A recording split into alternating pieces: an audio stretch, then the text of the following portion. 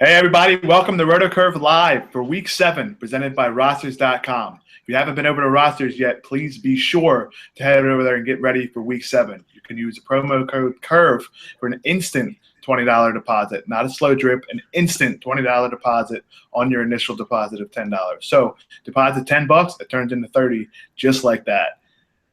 As always, I'm here, Josh Kalachi, along with my co-hosts, two of my favorite people in the whole world, Jim McCormick, Adam Pfeiffer. We're going to talk about Week 7 in NFL DFS. We're going to go through our favorite players, each position, kind of give you an outlook of how we're approaching this week. It's a really interesting week this week, and we'll talk about that later with all the cheap guys. So it's going to be a week that you're really going to want to find out ways to differentiate yourself in tournaments. And, of course, at the end, at every RC Live show, we're going to have our bold calls. A couple weeks ago, we heard Jim mention Sammy Coates was going to score 2 touchdowns. Adam had a dream about it. I don't know if you guys kind of texted and figured that out in your subconscious or not, but it did happen. So, yeah, those bold calls will be something to keep an eye on. Without that being said, though, let's just head right into Week 7. It's going to be a week where a lot of people have similar lineups in cash. So, Adam, we'll start with you. Who is your top quarterback this week? Yeah, so it's really interesting at quarterback this week because you have 2 clear top 2 guys, and then the rest of it's kind of like mid-tier and cheaper guys that are all in great spots. So if you're paying up, I really like Matt Ryan. A lot of people weren't really believers in the Falcons offense, and then they go into Denver, beat Denver. They go into Seattle and probably should have won that game if Julio hang on to that ball. But, I mean, Matt Ryan's playing really well. The way their offense is set up with Shanahan, he's giving people opportunity to succeed and putting them in good spots with their running backs. He's second in our RotoCurve fantasy points per attempt behind the other guy that I'm sure somebody's going to talk about, in Tom Brady. The knock on Matt Ryan for me coming into the year was that he doesn't have a lot of touchdown upside. Prior to the season, 18 of his last 32 starts, he had 1 or fewer touchdowns. That's an alarming number. But this year, 300 yards in 4 of his 6 starts. He's been probably the best quarterback in the NFL, probably the MVP candidate this year. Leads the league in yards per attempt. Leads the league in passes traveling 20 and 40 yards, which is exciting for me because they talked about doing that more with Julio this year and taking shots. And they've done that. The Chargers, allowing the 3rd most 20-yard passing plays. Their secondary's banged up. And this is a great spot for touchdowns. Atlanta leads the league in red zone scoring chances per game at 4.7 per contest. San Diego's letting their opposing offenses score on 71% of their red zone trips. So I think he's got a lot of upside in this high total game. Brady might be a little safer because there's a good chance that we see a lot of Devontae Freeman and Coleman touchdowns potentially. But Ryan still has massive upside here. He showed it all year. You mentioned Brady there, and he's my top guy. But, Jim, I want to hear your thoughts on Brady because I think we both agree here. If you're paying up a quarterback, especially in cash, he might be the guy. Yeah, I mean, it's just ridiculous, right? The efficiency that we're seeing. Also, he has an awesome history that I can break down against the Steelers, the Steelers have allowed the most passing yards to receivers since the start of last year. So it's not the most difficult. It's not the steel curtain, let's say. And also, before the show, Adam was mentioning how the Chiefs don't have a very strong pass rush. They're last in the league in pass pressure. So, hits Harry sacks per dropback. Well, the Steelers are second worst, right? They only pressured Tannehill last week on 8% of his dropbacks, the lowest rate in Tannehill's career. So they couldn't penetrate a line for Miami that basically has afforded the most pressure this year in the AFC. So it's not like that. Basically, I think without Cam Hayward, it's like a toothless pass rush. It's just step into it with Pittsburgh. They're going to sell out with blitzes. We know that Brady is amazing against the blitz. Historically, Brady has 24 touchdowns to just 3 interceptions in his 10 games against the Steelers over his career. He hasn't thrown an interception against the Steelers since 2005. There's a lot to like about this. Here's a good stat. Tom Brady has 2 games in a row with at least 300 yards and 3 touchdowns. No one's ever started a season ever in NFL history with 3 games of 303. The only guy to ever do it 3 games in a row is Brady. He did it in 2008.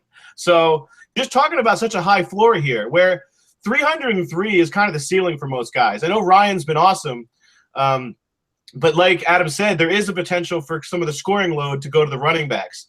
I don't think that happens here in the sense that Blunt isn't your multi-touchdown guy anymore. I think he's going to, he obviously still has a valuable role. He's got 11 red zone rushes the last 2 weeks.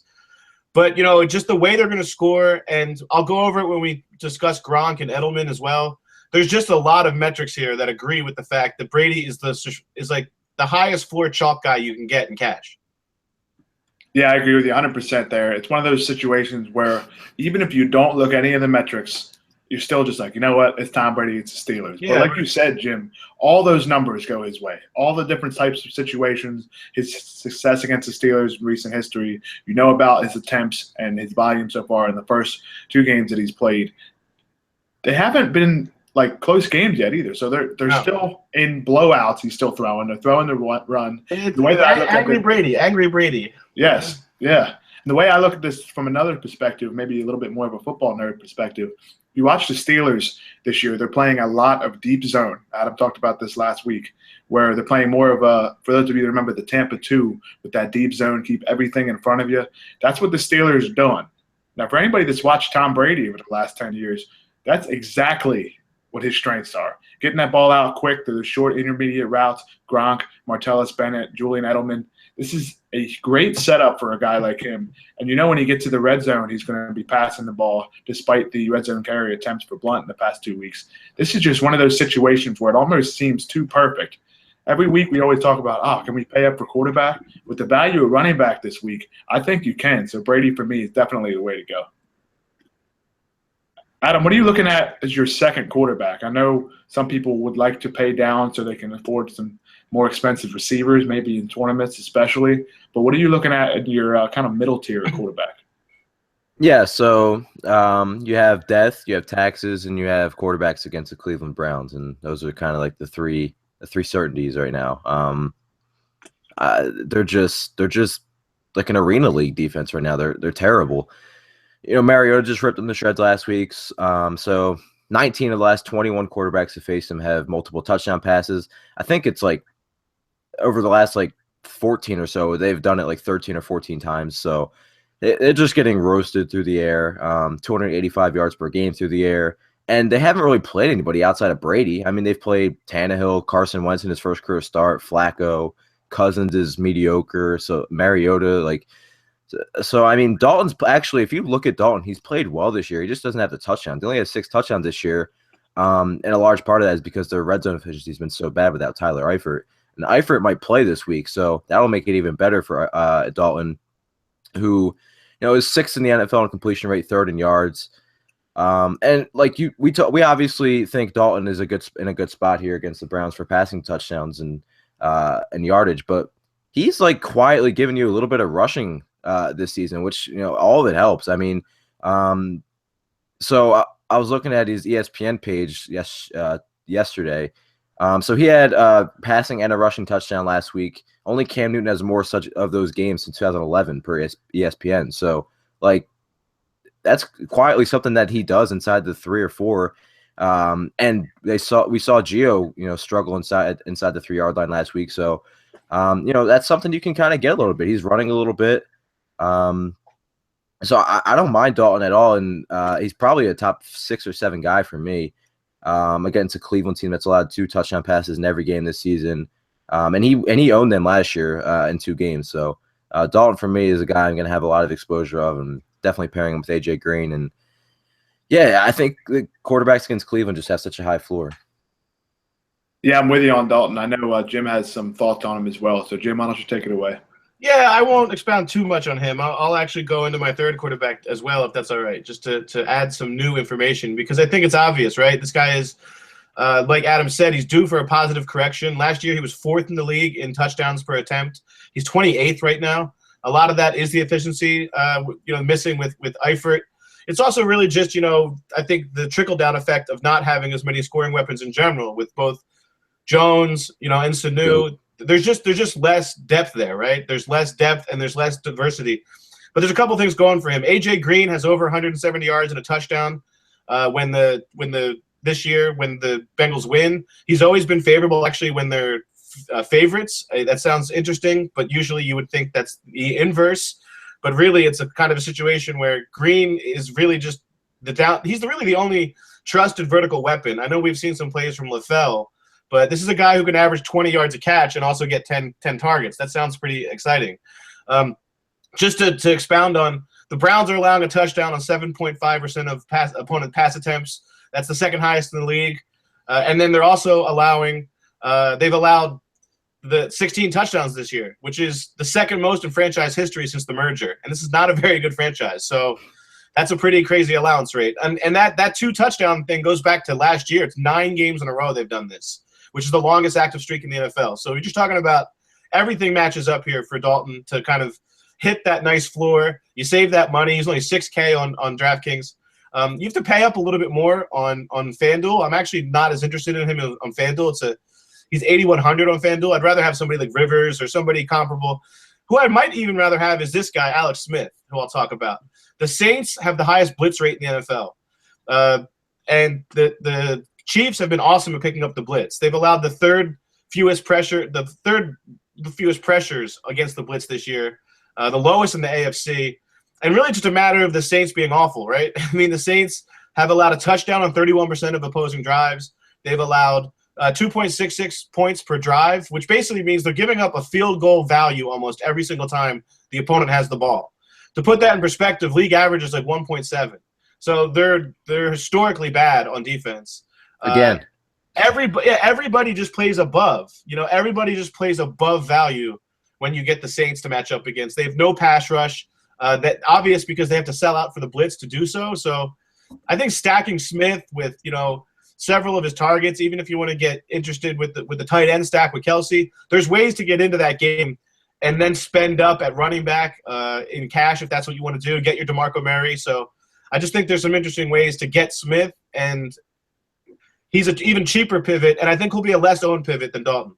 Yeah, he'll be lower owned after last week, and yeah, I wasn't really on Smith this week because I think Spencer Ware and Charles just dominate the running game. But at the same time, like that, the fact that you brought that blitz rate up, like if they blitz again, like as much as they've been blitzing, and this Kansas City offense does what they do and throw quick screens, Spencer Ware or Mack, and one of these guys could just second level. Yeah, Laurinaitis isn't stopping anybody, and yeah, Craig Robertson like sounds like a guy who on The Office. So yeah, but yeah. Adam. No, I was just gonna say it's interesting with the blitz rate because I didn't think about that, but like that kind of combats with what the Chiefs want to do, and if they have to cheat, the Saints have to cheat. If they get caught, I smell Spencer Ware 60-yard screen pass touchdown. Exactly. You guys mentioned the fact that Alex Smith will be lower owned than Andy Dalton, and looking at the ownership percentages from Thursday night on Fantasy Aces, Alex Smith is 3% owned right now as opposed to Andy Dalton, who's at 19. So basically, I know this is a 2-quarterback site, so it will fluctuate a little bit, but the difference in that between 19 and 3, that means you're going to get Alex Smith at a very low ownership rate in a great matchup. And as Jim just mentioned, as Adam alluded to, Alex Smith is one of these guys that you never think of throwing 350 yards and 3 touchdowns. Yeah, right. But on a broken screenplay, we saw what happened a couple years ago against the Raiders when Jamal Charles had 3 receiving touchdowns. It can happen.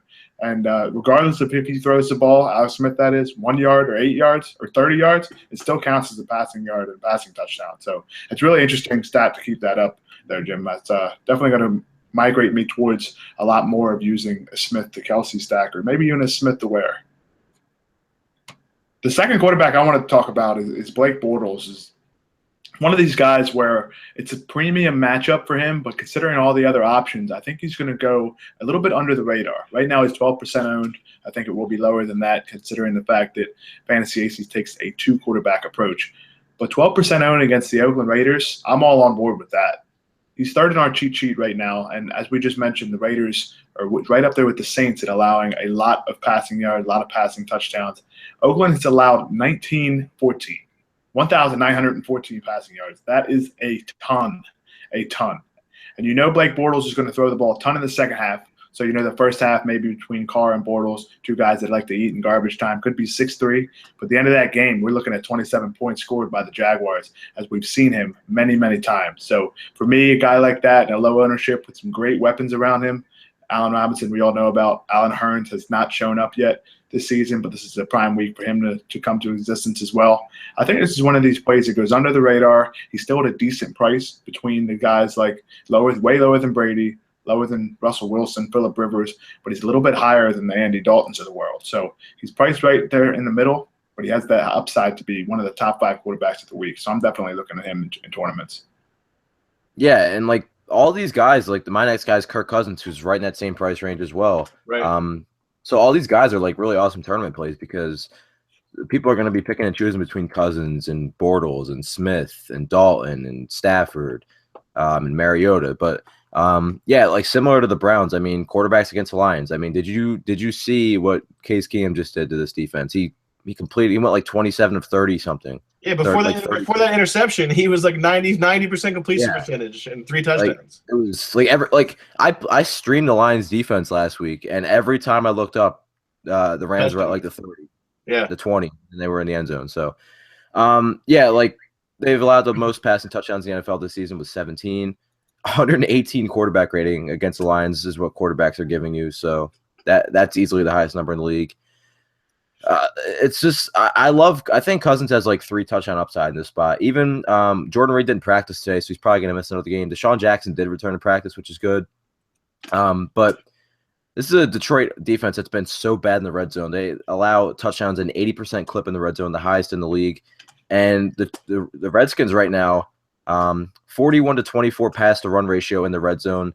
They rank 4th in red zone plays this season with 88. Only the Chargers have more pass attempts in the red zone than Washington. So Cousins, I think, has a lot of upside for touchdowns in this spot, especially because he's first in the NFL in pass attempts inside the 10, and only Rivers has more attempts inside the 20. So, I think Crowder's in a good spot here. Garcon's been playing well lately. I think this game has like a 49 total right now, but I wouldn't be surprised this game was the highest scoring of the week, ahead of Atlanta, San Diego, Oakland, Jacksonville, the New Orleans and Kansas City. So I'm definitely into this game and all the pass catchers on the Washington side. Yeah, Detroit is basically New Orleans right now, right? Yeah. They're giving up the same amount of points per drive, 2.64 to 2.66, and they're giving up a touchdown on 31% of opponent drives, which means every third time, an opponent gets the ball, they're getting in the end zone. Yeah, they're bad. They're bad. Yeah. It's one of those things, like you guys mentioned, you always talk about players against the Saints and quarterbacks against the Saints. But as Jim just mentioned, the same basic numbers against the Lions, you can get that same matchup really, but at a lower ownership and they're both in domes under the radar. And they're both in domes this week, but exactly. So I don't think there's a coincidence there, right? Yeah. There's a lot of Saints out here this year. There's like the Saints are playing in Oakland, the Saints are playing in Detroit, right. The Saints are playing. Yeah, the Saints are even playing in New Orleans this year. That's going to be one of those games that definitely want to keep an eye on. Let's recap quarterbacks real quick before we move on to running backs. We all talked about Tom Brady. Jim and I are definitely on him if you are paying up. But everyone here agrees on Andy Dalton. We heard Adam's great quote. I might get it on a T-shirt. Death taxes and quarterbacks against the Browns. So we will have to consider that, absolutely. Not quarterbacks on the Browns, because that's like – yeah, no, that's – you've seen that jersey, right? The guy that has the 950 name list. Real quick, though, like – go for Cleveland, they might win a World Series this year, too. Exactly, awesome. Yeah. The Browns are next on the list, right? All these Browns jokes, and they have like two squads. Yeah. Exactly.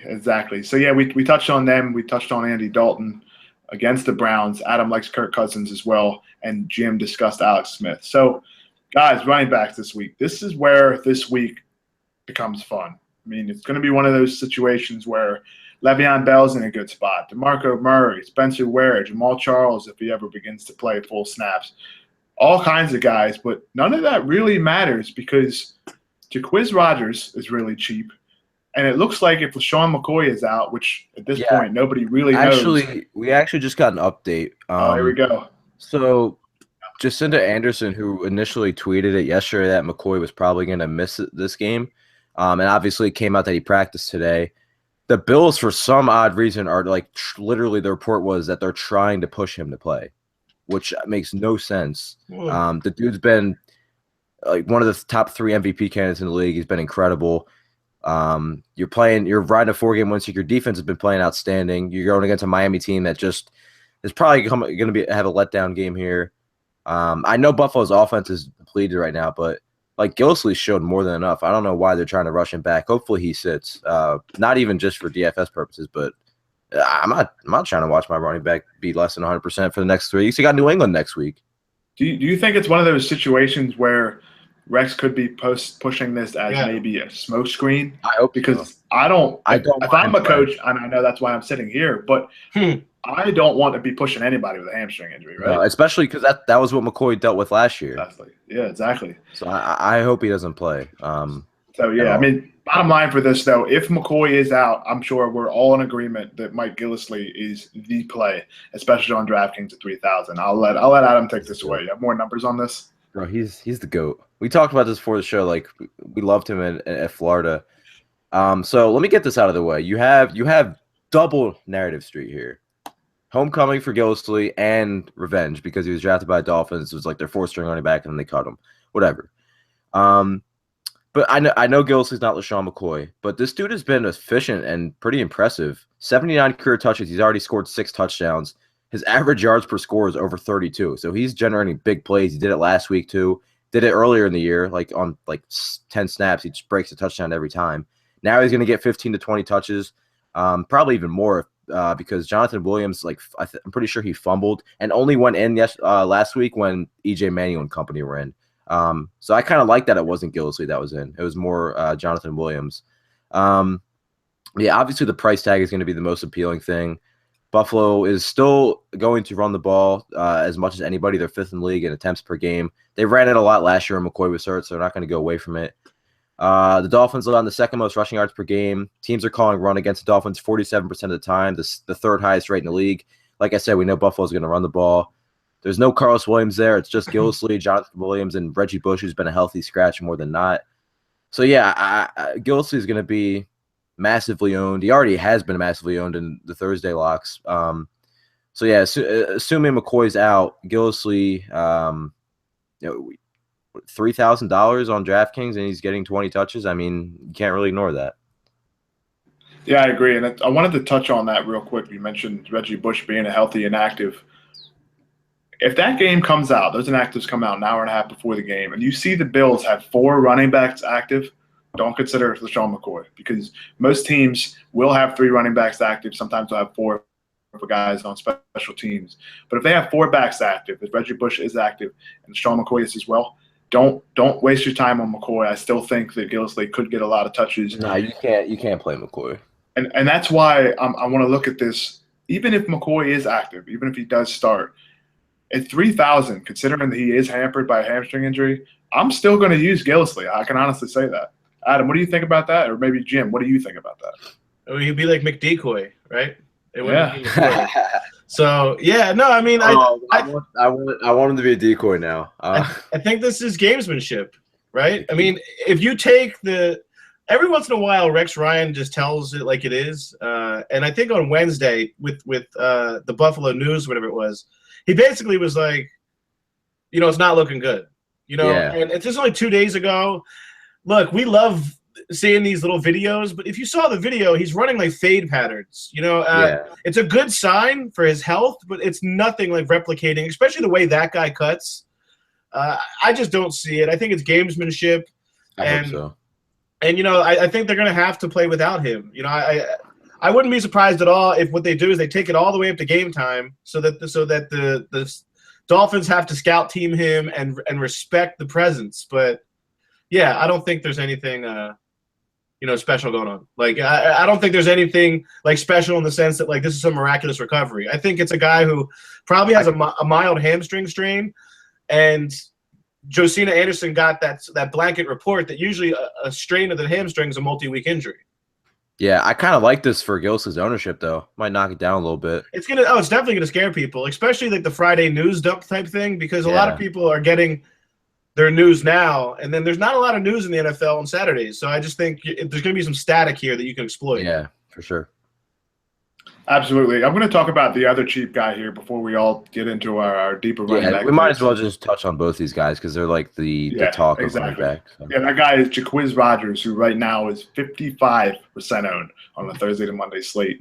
I expect that to be even higher in cash games. That literally didn't even surprise me. Like I was like, yep, all right. Yeah, exactly. It's just one of these things where it's rare that happens in DFS, but to me, I think Jaquiz Rogers this week is just a free square in cash games. Don't fade him in cash this week simply because even if he has a bad game, which is very slim, the chances there because of all the touches he's going to get, it's one of those things where it doesn't matter because his ownership's going to be so high that even if he has a poor game, the cash line will flow with that. And it's just not worth fading him in cash games because of a potential, you know what, game theory, if he doesn't do well. He had 30 touches last week, or 30 carries 2 weeks ago, rather, against the Panthers. He had 5 catches. The Niners have allowed 149 rushing yards per game. They've given up 9 rushing touchdowns in 6 games. Doug Martin's out. Charles Sims is out. They have Anton Smith, but he's not going to take many of the carries.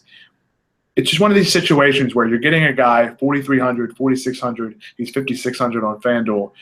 He's going to get all the carries. He has a great matchup. Just don't fade him, right, Adam? Just don't stay away from him. Yeah, San Francisco's allowed a 100-yard rusher in 5 straight games. I believe that's a franchise record. Yeah, and I think it's like 3 straight games with 100 and a touchdown. And Granted, they've played David Johnson, McCoy, and Zeke, it's been studs. and C-Mike, but Fozzie Whitaker had his first ever 100-yard game. Like, that was even in college, too, his first ever 100-yard game against them. It's a volume play, though, right? The volume's all the way up. I mean, you have volume, and then you have San Francisco's offense. And Tampa Bay is like 5th in pace, so there's going to be a lot of plays. It's a pace game. I mean, it's not like San Francisco is just bad. They've allowed 19% more yards to running backs than anybody else. Yeah, and Bowman obviously not being there has been brutal. Like, and Quiz is getting the ball. Like, if you watched that Monday night game 2 weeks ago, like, Tampa Bay was like really, really hesitant to unleash Jameis. Remember that 3rd and 9, like, inside the 20, and they ran a draw late in the game. Like, and so they'd rather trust their rookie kicker who's garbage than their #1 overall pick from a couple years back. So, yeah, teams are averaging over 35 or over 34 rushing attempts per game against the Niners. So Quiz Rogers might have the most touches in the NFL again this week. Wouldn't surprise me. It's very possible.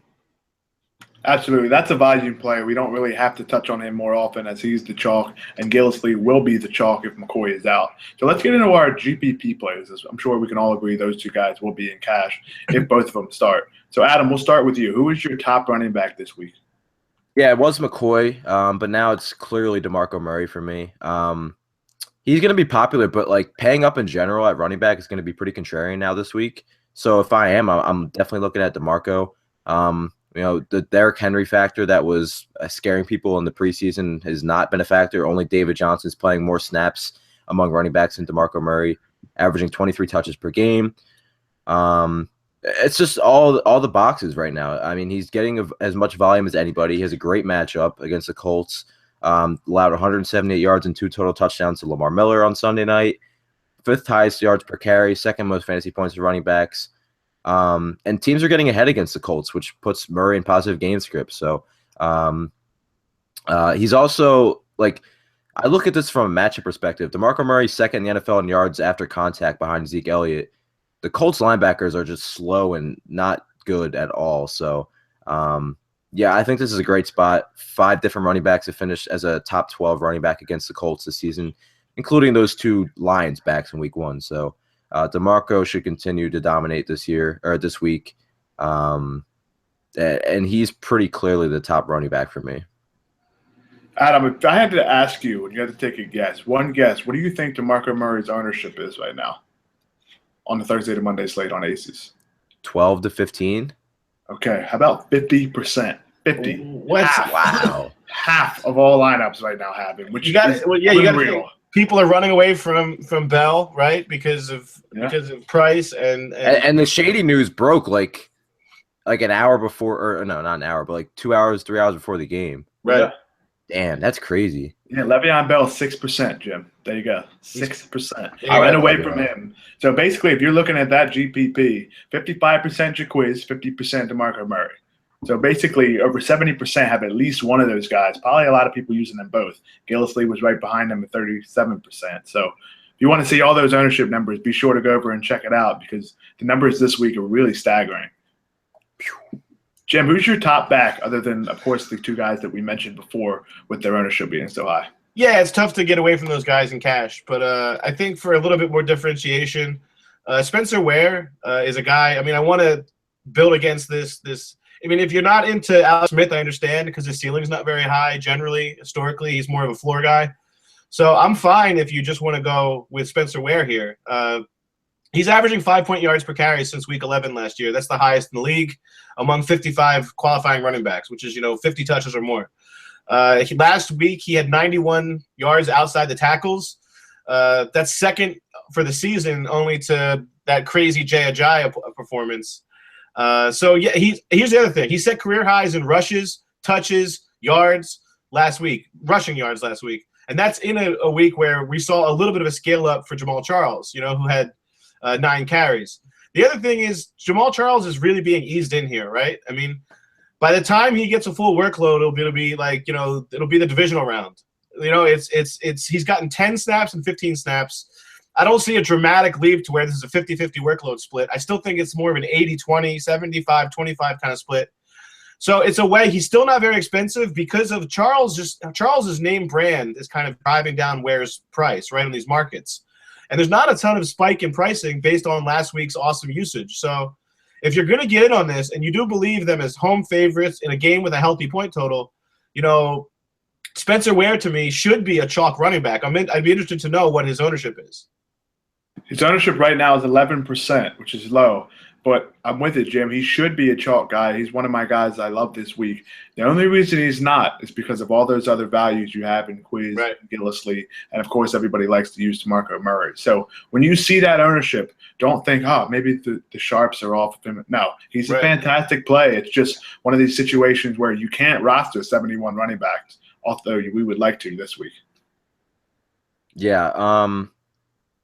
So, like, the Saints have allowed 2 different backfields to both finish as top 12 guys. Right. We saw it in week 1 with Rashard and Murray, and then obviously Freeman and Coleman were RB1 and RB2. So, like, even if Charles did play like 25 snaps, I don't think it mattered. We saw what we saw when the Chiefs were able to run the ball. That's what they did. They ran it 40 times last week. They're going to be able to run the ball again here.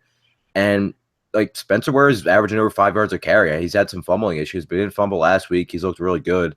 So I like Spencer Ware a lot. I really think in tournaments paying up a little bit for running back is going to be really interesting because everybody's going to play Quiz and Gillislee. And then even if they don't, there's still guys like James White and company down there. What do you guys think about Le'Veon? He's got 8 catches per game. I mean, like, total yardage-wise, I think the floor, even in an ugly, disgusting game last week where Ben couldn't put anything together, he still walks away with 110 total yards. So yeah. I think he's the Antonio Brown now, meaning, like, he's the guy who I know if I pay, I'm going to get what I need. And he hasn't scored yet. 25, 24, and 18 DraftKings points. He's yet to score. Adam Levitan tweeted out that in 4 starts with Landry Jones last year, he averaged 25 touches per game for almost 130 yards. And I was reading on Pro Football Focus, I think it was. So last year in those starts with Landry Jones, he was responsible for nearly 40% of the Steelers' yardage. Like, I'm not afraid of Le'Veon. I don't want to play AB really at that price, but Le'Veon, like, what do you go up a couple hundred and he's still getting insane usage? And that ownership percentage is just so low. And pass catching running backs have had a lot of success against New England this year. Running backs in terms of targets are 6th, 4th in receptions, and 7th in yards per game against the Patriots. And now if you're looking at this from a New England's going to be ahead situation, well, Le'Veon could catch 10 balls again. So exactly. Yeah, we also already have word before we get to tight end. Jordan Reed has already been ruled out. So cool. Sean Jackson questionable, and McCoy is going to be a game time decision like we talked about. All right, yeah. So get Jordan Reed out of your lineups. That's for sure. He was going to eat, yo. Yep, oh my god, it's a shame too. But hopefully he's ready in the future because that's one of these times you just definitely want to have him on the field. All right, we have a few running backs left to talk about. Adam, why don't you get into the kind of a mid-range guy you want to talk about? Yeah, so obviously I already talked about Gillislee and the low end and then Murray and the high end. But I really like Devontae Freeman here against the Chargers. This is a matchup between the Chargers and Falcons. Both these teams allow the second and most receptions to running backs. So, we've targeted pass-catching backs against the Chargers all season long. And, people were a little bit worried about Tevin Coleman, but he's still playing. Freeman's still playing 55% of the snaps this season. Coleman's at 44%. Freeman's played at least half the snaps in every game this year. And he has at least 15 touches in every game. He also has at least 5 targets in 3 of his last 4 games. So, like, even in a split, a little bit of a split kind of, he's still seeing it like high usage as almost anybody in the league because of the way they use both their running backs with Shanahan and his play calling. So I really like Devontae Freeman here. Like I talked about, all-purpose backs have killed San Diego. The most receptions per game, second most yards. Freeman's getting the goal line work. He's handling 67% of their team's carries inside the 5. So I think Freeman's gonna kind of be a little bit low owned because people are gonna be off the split a little bit. But high total game. Freeman catches the ball in the backfield a lot. I really like Devontae Freeman. It's probably the most I've liked him all year. Even I guess not the Saint game, but yeah. Yeah, I'm with you on Freeman. I actually like both of those backs this week. It just depends on how you want to pay for them. I think Coleman does have the upside at a lower price tag, but Freeman is pretty safe given the fact that he doesn't cost as much as other guys that do have his utility rate or his touch rate. The matchup is there. The only thing that may have people off him, or would you downgrade him a little bit? He doesn't have 100% of the touches or 80% of the snaps, anything like that. But as Adam mentioned, that's not really a big deal with how this Atlanta offense has performed. So Freeman definitely is in a good spot this week. And it's not like they come off every other play. Like a lot of times they'll get series and a half of series, and then they'll come off and they need a breather. So. Exactly. Jim, do you have any other running backs you want to discuss for this week? Yeah, I do. I have a guy who I don't think will have. I don't think I have a guy who'll have high ownership either. It's Mr. Matthew Jones for the Redskins. I think it's a game. The Redskins are running at a fairly high pace here in terms of they're getting plays off. They're getting enough room for him. I also think people might look at the allowance factor. Like the Lions haven't given up a lot of fantasy points to running backs. But that's also because teams can throw at will on them. But if somebody does choose to run, so this is why it's more of a tournament play because there's not a ton of receiving upside with Jones. He's been capable, but it's just the volume's not there. And there's also obviously Chris Thompson. But here's the thing: Detroit's allowing the 4th most rushing yards per attempt, and more importantly, they're allowing the 2nd most rushing yards before initial contact. So they don't create much. They don't really penetrate, the pocket very often or the backfield in this sense. So I just think Jones is a guy who's actually been running pretty well. If you take his numbers since week 2, he's been a top 10 back in terms of, per carry efficiency. And so, it's a situation where I don't think many people will be on Jones. I think because Reed's out, you start thinking about the fact that, you can pick up Garcon and these guys. And I agree with that theory. But I also think there is potential here for on the road, particularly, for them to be able to run a little. I think teams on the road trend run heavier anyway, game strip wise. It's a small. It's not the biggest deviation from normal, but it is a trend, and it's something that you can see here, especially because Detroit's not very good. And if Washington does build a lead, I think we can see a game where 100 yards and a touchdown at 4,200 on DraftKings is gravy. Yeah, definitely. That's one of those guys that we talked about before the show. Adam mentioned that price range is going to be interesting because of all the people on Jacquizz Rodgers and all the people on, of course, Gillislee if he ends up starting. So that's going to be one of those guys, low owned. Like you said, the game flow goes his way. 100 yards and a touchdown is not out of the equation. That's for sure. Before we go to receiver, tell me if this is weird to anybody. The Buffalo Bills official Twitter account just tweeted.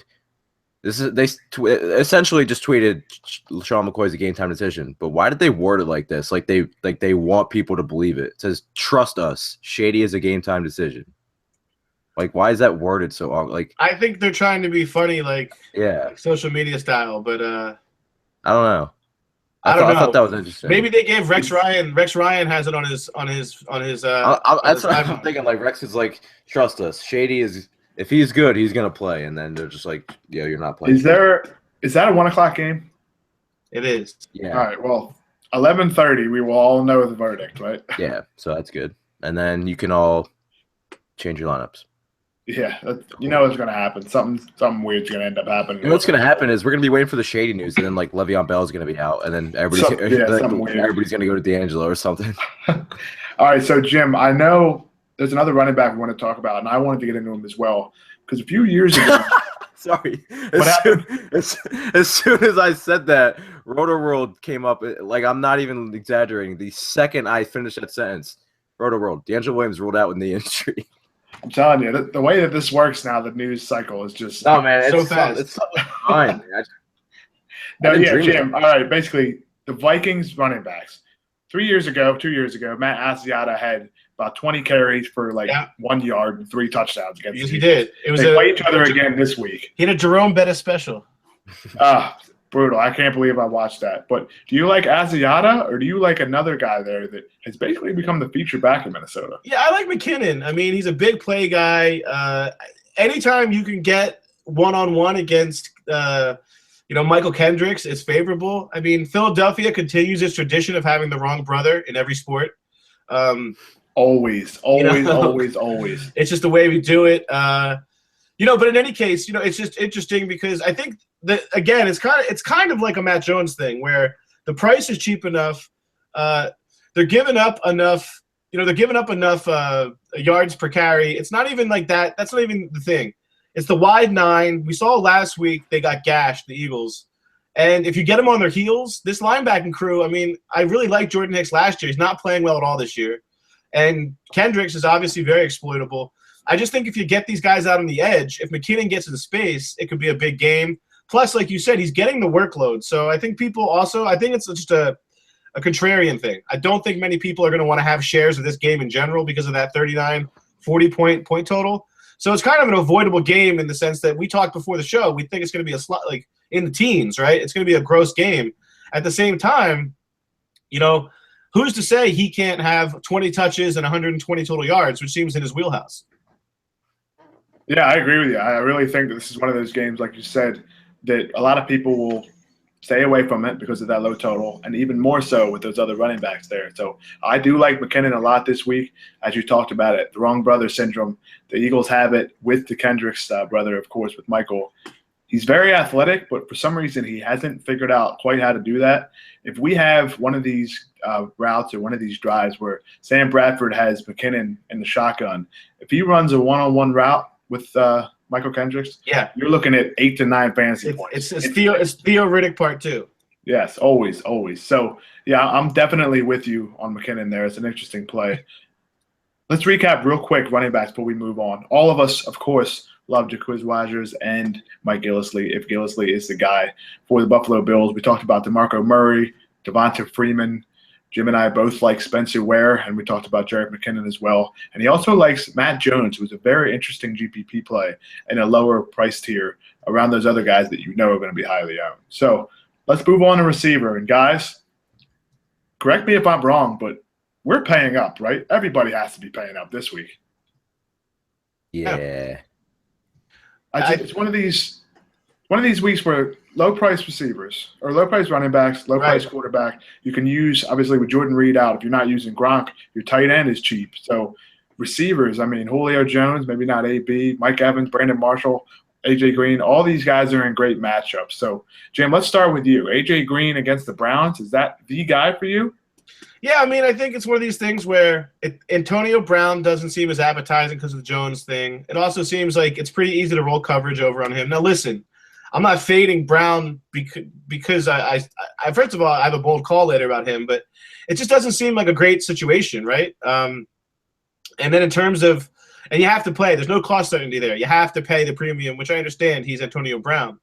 The setup here, Odell Beckham – he's in a sweet situation, but it's the London game, so it's not in the big tournaments, right? So I think A.J. Green is kind of the bankable big name outside of Julio Jones that you're going to go after. And so there's even a way with those running backs to get them both. I think if you're going to go and get some you can get 3 of them this week. Yeah, if you're going to get some cheap running backs, so I even think you can work Gronk in because of the way that single position drives his price down. He's priced the same price as Larry Fitzgerald this week. Mm-hmm. So I just think there's a way to make it happen. I would love to stack superstar receivers like you mentioned, get the cost certainty.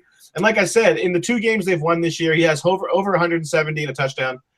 Eifert's not going to come back and run a full, route tree. He's not going to come back and run all those routes. He might be an efficiency guy. So, it's a situation where you don't need to over-explain it. He's on pace for 1,600 yards. I think the touchdown rate leaps here. So he's in that situation where he's as safe as it comes. 125 and a touchdown is almost expected. Yeah, Adam, we talked about number 1 receivers on First and Goal this week, and I was kind of on Mike Evans, and then you mentioned a few stats that really put me on him. Tell everybody why Mike Evans is the GOAT this week, GOAT. Yeah, he's going to go nuclear. So you look at on a per game basis what the opposing top wide receiver has done against the Niners. You have Kenny Britt, who started the season when that Rams implosion in week 1. He went 4 for 67, whatever. Terrence Williams went 4 for 41 or 4 for 44 with a touchdown. He was wide receiver 22. Robert Woods 5 for 44 and a touchdown. He was wide receiver 20. Those are like the mid to low tier types of receivers they faced. Then you look at the high tier receivers. You have Doug Baldwin 8 for 164 and a touchdown. He was wide receiver 5. You have Kelvin Benjamin 7 for 108 and 2 touchdowns. He was wide receiver 3. Then Larry Fitzgerald on Thursday night was 6 for 81 and 2 touchdowns. He was wide receiver 4. They're having trouble covering these guys. If you average all that out, the opposing top pass catchers averaging 5.6 catches, 85 yards, and over a touchdown and a half per game. Evans leads the NFL in targets per game with over 12. He's seeing that 30% market share, which we like for an elite receiver. I think he's going to go nuts here. He's like, we look at Evans as a guy who we want for touchdowns. He obviously has had a lot of positive, a lot of touchdown progression here since last year. He scored in all but one game, and that was the game against Denver, who's allowed the fewest fantasy points to receiver. He's also caught at least 5 passes in every game, so he's giving you a nice little floor too. Both these teams top 5 in pace, so I think Evans is right there with Julio and AJ Green. I might even like him a little bit more than AJ Green, just because there's a little bit less of a chance of blowout. I don't think Cincinnati blows Cleveland out, by the way. So, but yeah, like I love Mike Evans this week. If you look at just what the receivers have done against them, and now you have Evans. Vincent Jackson's out. Really doesn't have too much of a factor, but we remember in the offseason where we're like, oh man, Jameis has a lot of red zone and end zone options. He's got Vincent Jackson, Mike Evans, Austin Seferian-Jenkins. Now he has one, maybe Cameron Brate. Jaquiz isn't a red zone guy, so I like Evans a ton this week. Yeah, he's going to be my top guy, the first guy I put into my cash lineups at receiver as well this week. So this is one of those guys where, like you said, the matchup's there, the targets are there, and even if guys like Vincent Jackson weren't taking away that much work from him, hey, if it's an extra target or two, that's great. I'll take it. An extra target for Mike Evans could turn into 50 yards, could turn into a touchdown. You never know with just the amount of talent he has. I'm going to let the rest of these guys talk about some more mid-tier or high-tier receivers, but I did want to mention a few cheap guys. And the first guy I want to talk about, a lot of people will be using these high-priced receivers. So I think this week will be a good week. If you wanted to spend up at running back, spend down at receiver, it's a good way to be contrarian. The way that I'm looking at it, Torrey Smith, believe it or not, I want to tell you why. Basically, Torrey Smith is just 2% owned right now. You know you're going to get him at probably less than that this weekend. I think he's an excellent option to stack with Colin Kaepernick against this Tampa Bay team. But as Adam just mentioned, it's a game between two teams that are very high in pace. We know with Blaine Gabbert, Torrey Smith could not get the ball down the field, which is what he excels at. With Colin Kaepernick, though, that is a different story. Last week, we saw Smith get 7 targets. A few of them were down the field. He had a 53-yard catch. And the way that I'm looking at this game is when the Niners do throw, which could be more now with Carlos Hyde out, Mike Davis, and Sean Jerome likely to split the work at running back. I just think it's a perfect situation for a guy that's under 4,000 on DraftKings. It's just 3,800. You combine him with Colin Kaepernick, you have a stack for just $9,200. For me, that's definitely a way to go. You could spend up on Le'Veon Bell and DeMarco Murray and still have enough room to use Rob Gronkowski. So for me, if you want to use a cheap guy at receiver, Torrey Smith's definitely a good way to go as he has that really high upside. We know Torrey Smith has the big play potential. Tampa Bay's allowed the most yards per completion this season. Yep, exactly. Yeah, just adding that that's another checkbox you can put there. So, Adam, why don't you go into your number 2 guy, because I know we talked about him a lot on Monday. This might be your number 2 guy. This was you talked me up on this guy, and I talked on Evans. I think he is. So yeah, Brandon Marshall is like an incredible tournament play because people, if you're paying up at receiver, you're going Julio, Green, Evans, maybe A-Rob, but then there's Brandon Marshall in the middle, and now Geno Smith starting. The Jets' offense has been a mess lately. He is going to be very low owned.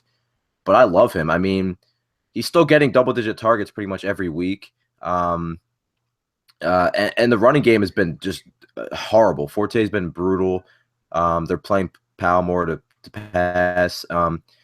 And Geno Smith is, not great, but he can't be worse than what Fitzpatrick has been. And in the one start Geno had last year when Fitzpatrick left after the first series or so, Marshall had 18 targets. So a guy who leads the NFL in red zone targets with 11, one of the league leaders in end zone targets throughout the last couple of years, faces a Baltimore defense that has allowed the most wide receiver touchdowns this season. So at low ownership, you could be looking at like 102 touchdowns for Marshall. This is still a great player. So I don't really think I do like the Baltimore defense because Geno's starting, but that doesn't mean I'm not playing Marshall. They're not even getting a Nunwa involved, so it's really just Marshall. They have no tight end to speak of either. So yeah, he's the guy, and you guys heard me say the first guy I'm plugging in a receiver is Mike Evans. As Adam just mentioned, that second guy I'm clicking, Brandon Marshall, right after him. You can afford both of them. Jim, who's your middle tier receiver this week? I know he's tend to struggle this year, but it's got to happen sometime. You know when he's going to start to be a number one option again.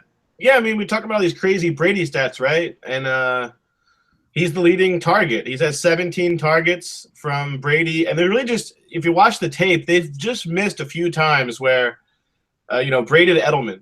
And if Edelman, there's a few that have been in stride and they've been a little behind him, or he's, dropped. He has a couple drops, so it's like they're just missing. He only has caught 52% of his 17 targets. Last year, he caught 71, almost 72% of his passes or his targets. So there's just a positive correction coming here. I mean, they're going to have one of their games.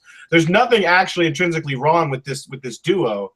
They're going to have one of these games where he has his 9 catches for 110 and the touchdown. And, the volume is so high, the floor is so high for me in a PPR context that, and the price is so mid-level in a sense. And, the $6,000 range or even like $7,000 range rather, on FanDuel, I just think there's a lot of value here for Edelman. I mean, getting a team stack almost, in my opinion, like getting Gronk, Edelman, and Brady, I'm fine with that because you're talking about guys who have 25, 22% shares of the best passing offense in football right now. Yeah, it really comes down to that. And like you said, the targets are still there. At some point he's going to catch fire. So I think this is a good week to look at him because we talked about earlier with Brady and this Patriots offense, the way that the Steelers play defense fits perfectly to those short passes to the middle of the field. We know about Edelman's ability after the catch. So that's an excellent play this week for sure. I agree with that. The next cheap guy I want to talk about before I'm going to let Adam and Jim finish out wide receivers. Don't throw anything at me here, guys. Chester Rogers. What do you think? I was just about to ask you about him because I think it looks like Dorsett and Dwayne Allen have already been ruled out. So. Perfect. There you go. That fits even more into the they're banged up too because Jack Muhort is ruled out too. So yeah, listen to this. You ready? T.Y. Hilton banged up. Dante Moncrief's out. You just mentioned Philip Dorsett, basically out. Dwayne Allen, basically out. They have Josh Ferguson as a running back. Right. They have Jack Doyle as a tight end. That means they have T.Y. Hilton and Chester Rogers, because Quan Bray's out as well. So Chester Rogers in a pass-happy offense for me, I definitely want to see if I can get some shares of him because he's an excellent way to be contrarian in tournaments if you still want a guy priced at $3K. So if you don't want to use Gillislee, you don't have faith in that, still want a guy at $3K, Chester Rogers is there for you. Week 5, he saw 6 targets. Last week, he caught all 4 of his targets. You're going to get him at under 1% owned. He wasn't even in the data for Fantasy Aces ownership percentage. So you're going to get him way, way, way low owned. And if you're looking at stacking Andrew Luck but can't afford to use him and Hilton, what about Chester Rogers? I'm looking at a guy getting 7+ targets at min price in a game where that the Colts are going to have to throw. Why not? Give it a chance. Was that thunder? Anybody else hear that? I heard it. Yeah. Right, was that your mustard bowl? I was about to say, it wasn't a mustard bowl. That was a big-ass mustard bowl. So what happened was I said Chester Rogers and Jim threw his mustard bowl at me. I think it's stuck on the window. So. It happens.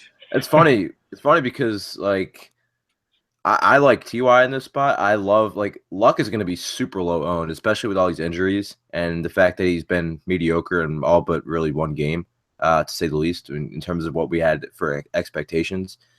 But I love T.Y. Luck stacks in tournaments because they're always low owned. But T.Y. has had double-digit targets in every game, but last week when he had 9. So the volume is huge. Now everybody's out for the Colts.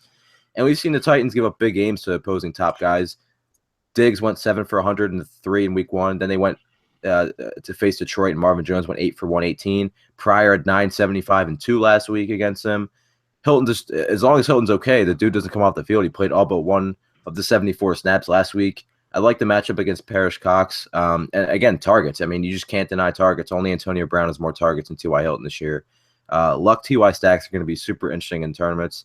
It's not the Titans haven't allowed a lot of fantasy points to quarterbacks, but they haven't played anybody really. They played Stafford. I had the list I can pull up real quick, but they really haven't played anybody. Obviously, they played Kessler last week. So I'm not really worried about. I think their pass defense is pretty overrated. So I'm interested in that in tournaments. Yeah, Jim, we talked about earlier. Adam mentioned that Jordan Reed is basically announced as out. He's not going to play this weekend. Right. A guy that's been filling in for him pretty well is what could be the number one target receiver this week for the Washington Redskins. Who do you like? Yeah, I call him the waiter because, Garcon is French for waiter, but I don't know if that's too abstract. But I like it. Garcon is 25% of the targets last 2 weeks, right? So if you have a quarter share of an offense that's, fifth in attempts, and you're playing the Lions, that just seems logical to me. We just talked about Edelman.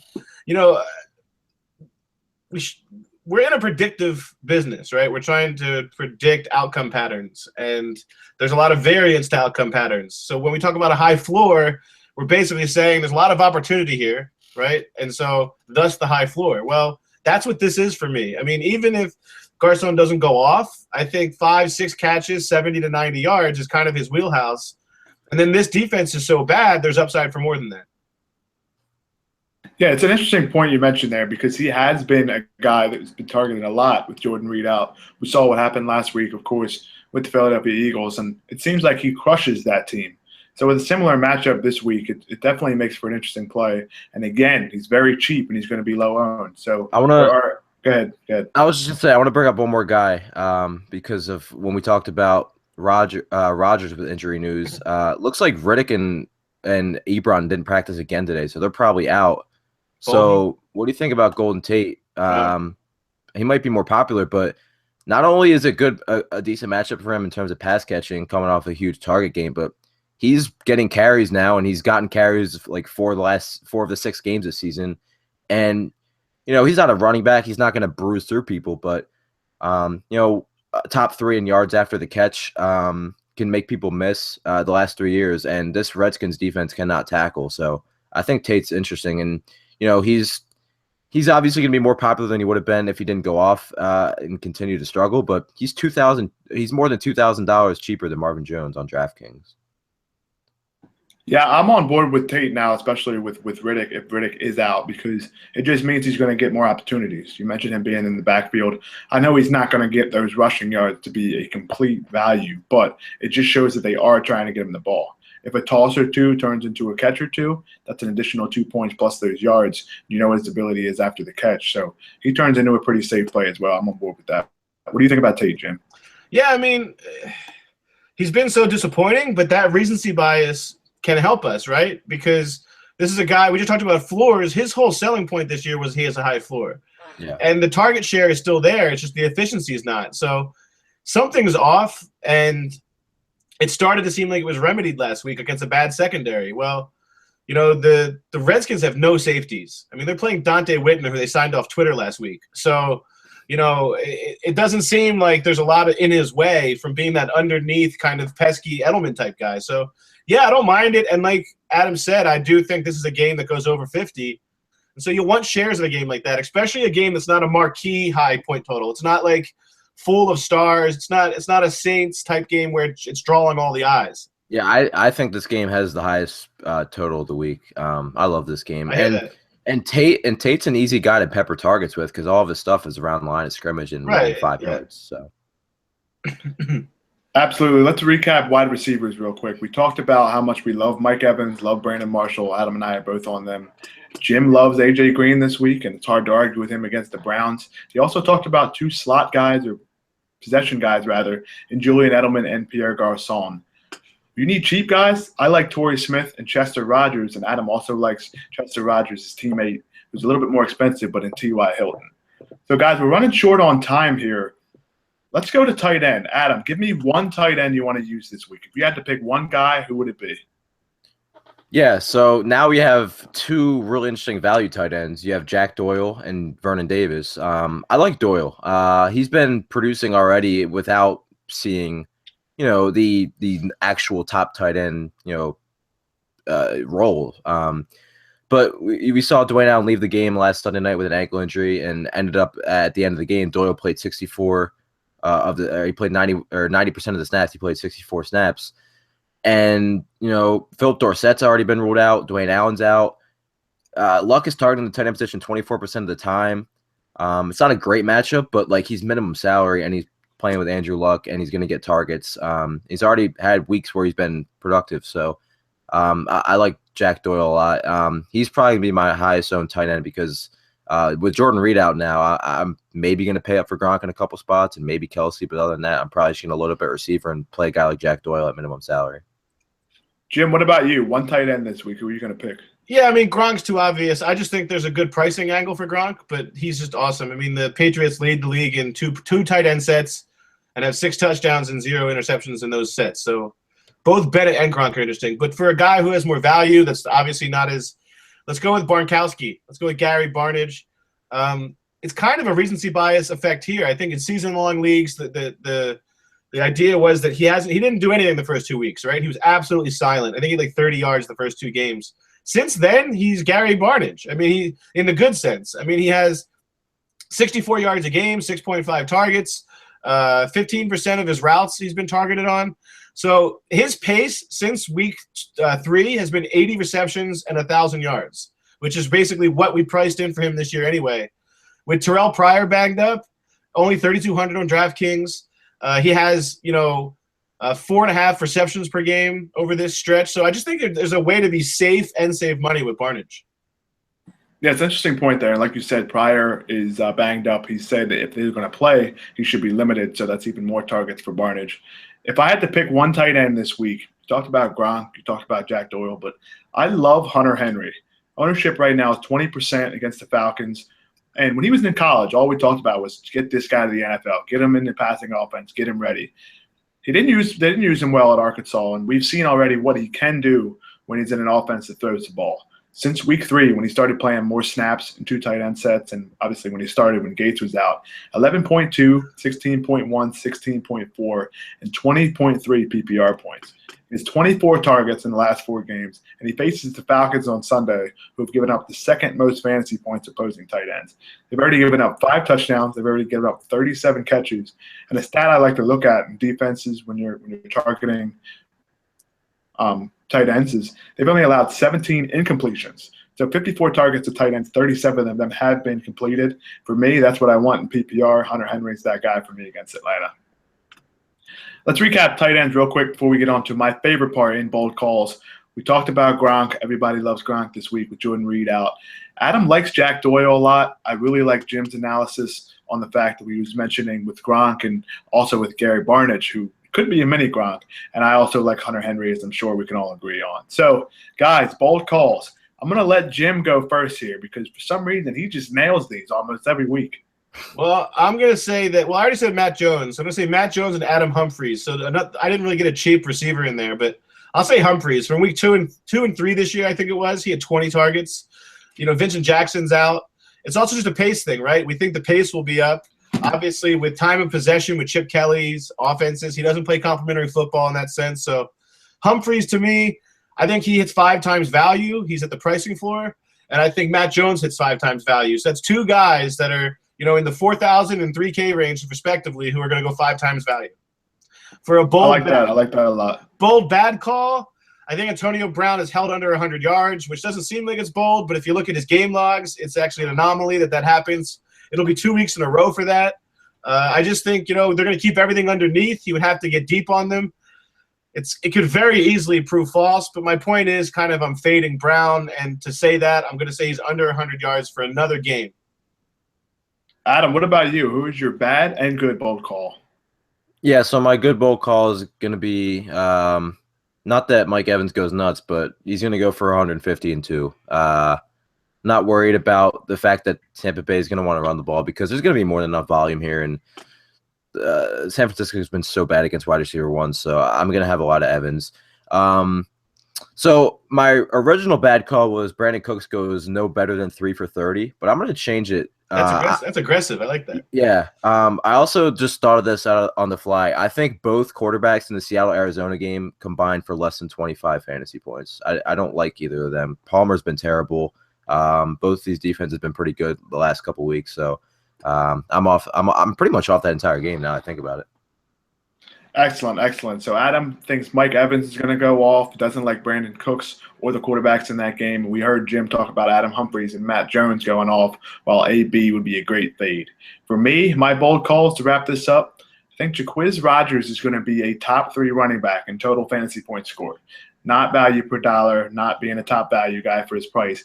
Total fantasy points scored, Jacquizz Rodgers is going to be in the top 3. My bad bold call is LeGarrette Blount will have half as many fantasy points as James White. I think James White has become the guy right now for the Patriots in the backfield. We know Blount could get some carries when they're up by 30 or 40, which is going to happen at some point this year, and inside the 5. But I just think the Patriots are going to throw to run. So for me, James White all day long over LeGarrette Blount. All right, that's basically been the RC Live for Week 7. I wanted to just recap some things we do have over on RotoCurve.com getting ready for Week 7 in NFL. We talked about all those ownership percentages so far on this show. That is up on the site. Head over there, check out all of the ownership percentages for the Fantasy Aces Thursday through Monday GPP. We have our NFL optimized lineups included with an optimizer. Make your own lineups, change some things out, all sorts of stats to look at there. We have red zone stats in the database, fantasy points per snap, which fully includes targets, touch rate, snaps played, percentage of snaps, all sorts of information you can use to help you make your lineups for Week 7 NFL DFS. We also have consensus ranks, and Adam, I can't catch you. It's coming, but it's going to happen. Hey, I just got to get a good week. Cameron Meredith didn't do me any favors last week, so I got to find a way to or last night. I got to find a way to catch you. You're not going to catch me because I got Evans. Well, all right. See, now let me go change that real quick. Okay, so you're blocked there. We also have DFS Pro Brian Healy, which, Brian, if you're watching, how you doing, bud? You were fantastic last week, and I just want to echo that because the guy's made a lot of money in DFS, and he makes his cheat sheet with NFL players for you guys to use each and every week. Be sure to go over there and check that out. We know about Adam's excellent cash and GPP picks. He also has a bargains article up, and my favorite thing to read each week, Jim McCormick, this guy right here, is a fantastic writer, and he does a rosters market watch each week on RotoCurve.com. So be sure to go over there and check that out. All this content under $1 a day, and even cheaper than that if you use the monthly option at RotoCurve.com. If you haven't signed up for RotoCurve at all yet, it's a good time to get a little bit of a free trial this week. We want to do that for you guys if you aren't a member at all. Go over there, sign up. There is a free trial lined up on the homepage, so give that a shot. Get your free week, and let's make some money. This has been RotoCurve Live for Week 7 NFL DFS. That's Adam. That's Jim. I'm Josh Galacci. Good luck this week. Peace.